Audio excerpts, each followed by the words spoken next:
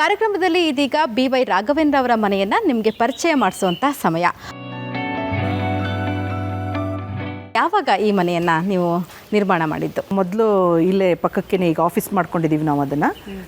ಮೊದಲು ಮಾವನವರು ಕಟ್ಟಿದಂಥ ಮನೆ ಶಿವಮೊಗ್ಗದಲ್ಲಿ, ಅದು ಈಗ ಅದನ್ನು ಆಫೀಸ್ ಮಾಡಿಕೊಂಡು ಈ ಮಕ್ಕಳೆಲ್ಲ ದೊಡ್ಡವರಾದಮೇಲೆ ನಾಳೆ ಅವ್ರು ಮದುವೆ ಮಾಡಬೇಕು ಅಂಥೇಳಿ ಒಂದು ಮನೆಯನ್ನು ನಿರ್ಮಾಣ ಮಾಡಿ ಈಗ 1.5 ವರ್ಷ ಆಯಿತು. ಸೊ ಈ ಗಾರ್ಡನ್ ಏನಿದೆಯಲ್ಲ, ಇದು ಬರ್ತಿದ್ದಂಗೆ ಮಾವನವರು ಕೂಡ ಬಂದಾಗೂ ಕೂಡ ಸಮಯ ಹೊರಗಡೆ ಕಳೆಯೋಕ್ಕೆ ಇಷ್ಟಪಡ್ತಾರೆ. ಇವನ್ ನಮ್ಮ ಮನೆಯವರು ರಾಘವೇಂದ್ರವರು ಕೂಡ ಬೆಳಿಗ್ಗೆ ವಾಕ್ ಎಲ್ಲ ಮುಗಿಸ್ಕೊಂಡು ಬಂದಾದಮೇಲೆ ಕೂತ್ಕೊಂಡು ಎಲ್ಲ ಯಾರು ಪಬ್ಲಿಕ್ಸ್ ಎಲ್ಲ ಬಂದಿದ್ರು ಒಂಚೂರು ಯಾರ್ಯಾರು ಬಂದಾರೆ ಅಂತ ಕೇಳ್ಕೊಂಡು ವಾಕ್ ಮುಗಿಸ್ಕೊಂಡಾದ್ಮೇಲೆ ಬಂದು ಇಲ್ಲಿ ಪೇಪರ್ ಓದ್ತಾ ಕೂರ್ತಾರೆ.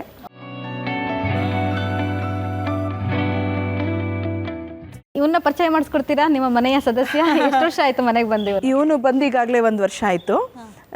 ಇವನ ಹೆಸರು ಚೀನು ಅಂತ ಹೇಳಿಬಿಟ್ಟು. ಇವನು ಬಂದಾದ ಮೇಲಿಂದ ಮನೇಲಿ ಎಲ್ಲರೂ ಕೂಡ ಎಷ್ಟು ಚೆನ್ನಾಗಿ ಅವನ ಜೊತೆ ಆಟ ಆಡ್ತೀವಿ. ಇವನ್ ಮಕ್ಕಳು ಕೂಡ, ನನ್ನ 2 ಮಕ್ಕಳು ಕೂಡ ಮೊಬೈಲ್ ಕಡಿಮೆ ಮಾಡಿದ್ದಾರೆ.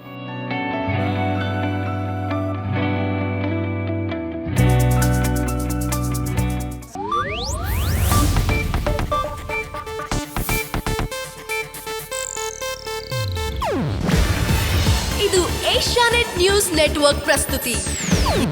ನೀವು ನೋಡ್ತಿದ್ದೀರಾ ಏಷ್ಯಾನೆಟ್ ಸುವರ್ಣ ನ್ಯೂಸ್.